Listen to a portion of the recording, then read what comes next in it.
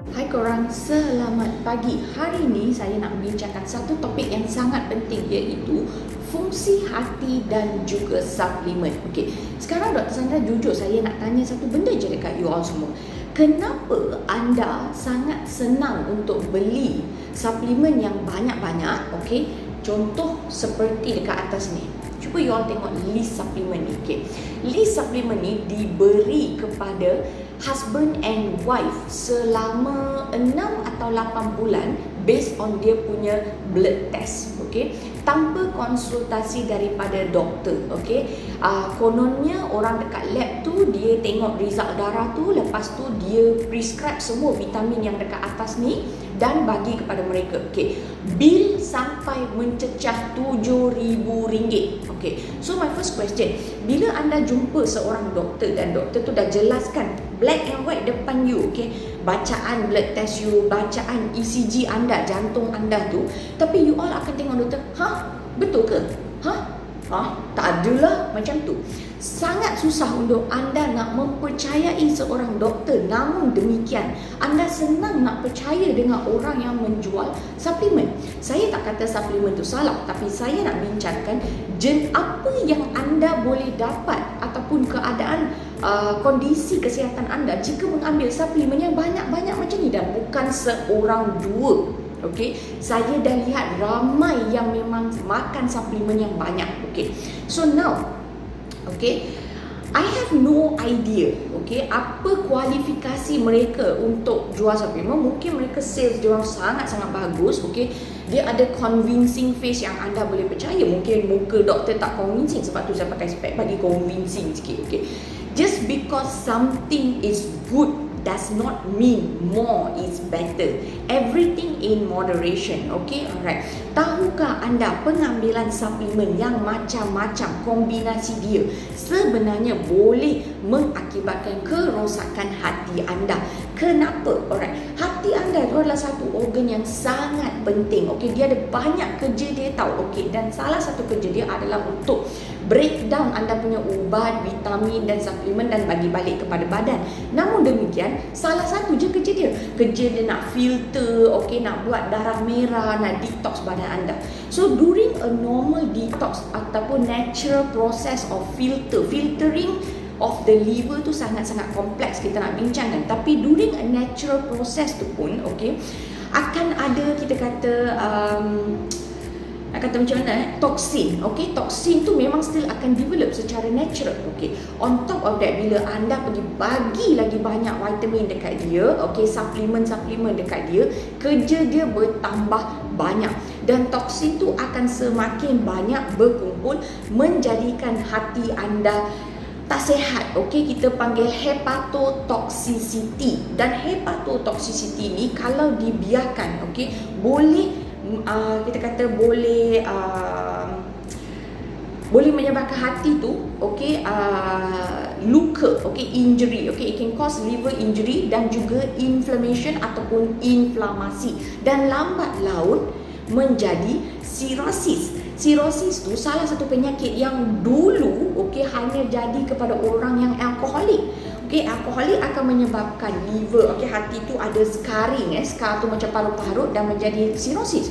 Tapi sekarang kes cirrhosis semakin meningkat dan punca dia bukan alkohol pun, punca dia daripada suplemen-suplemen yang anda makan. Okay, nah, antara suplemen yang mungkin anda boleh ambil, okay, untuk kesihatan harian, contoh macam vitamin D, okay, folic acid, okay, ataupun kalsium, macam tu okey lah, alright. Tapi yang makan macam-macam yang tak diperlukan, okay, adalah untuk apa? Jika pemakanan anda dah seimbang.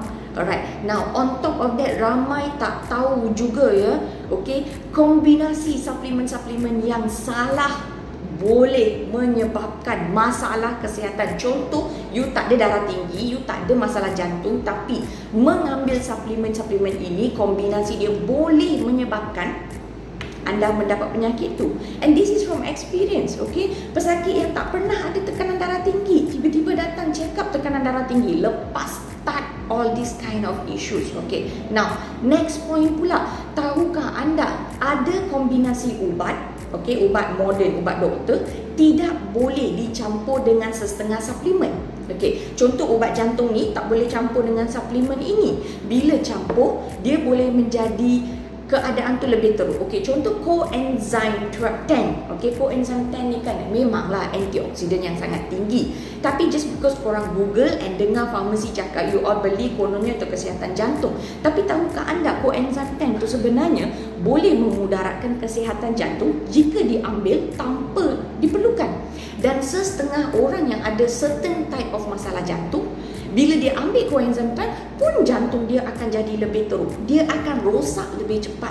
Okay, you must remember kalau pernah ada serangan jantung ke ataupun tekanan darah tinggi masih ada ubat.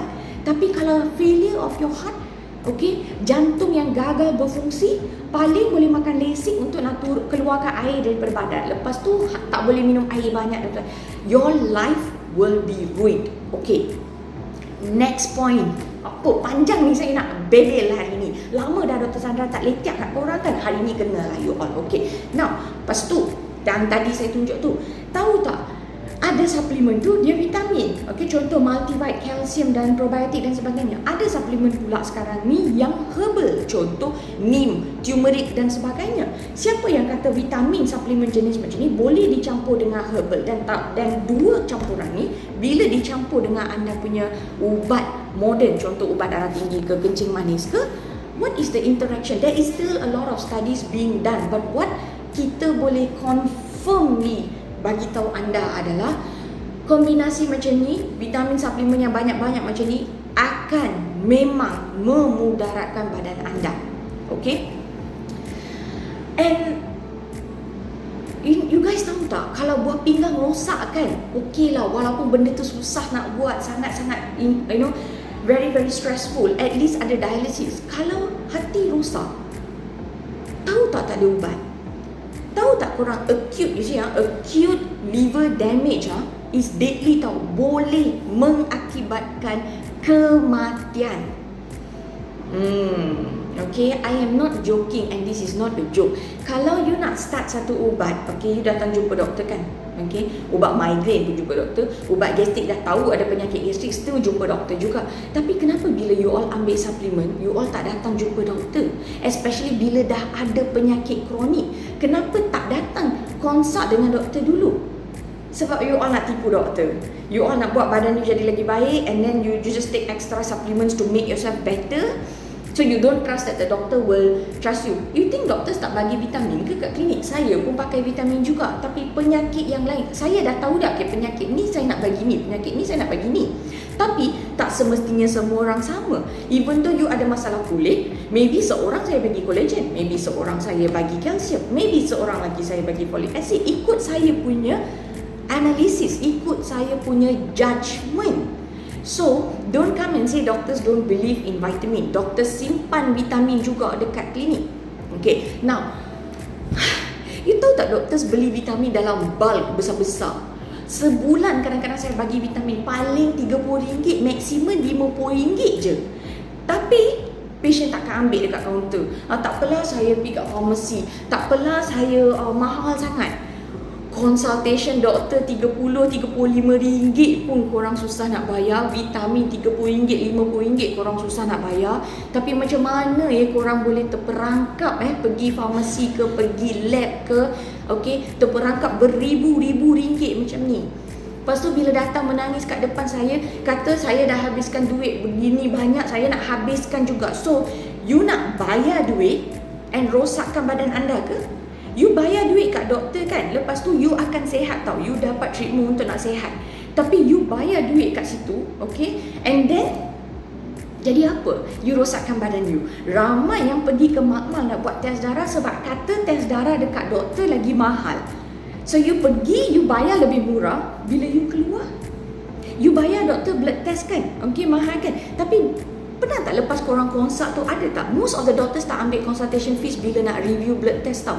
In between you come and ask questions, most of us don't take. Most of the clinics don't even charge RM35, okay, untuk consultation. Paling 15-20, maybe klinik yang scan ke apa ke baru ambil. Janganlah buat macam ni. Ingatlah kesihatan anda. Tak semestinya apa yang korang dengar orang kata macam tu. Think, educate, ask questions. Most importantly, 10 minit habis dah.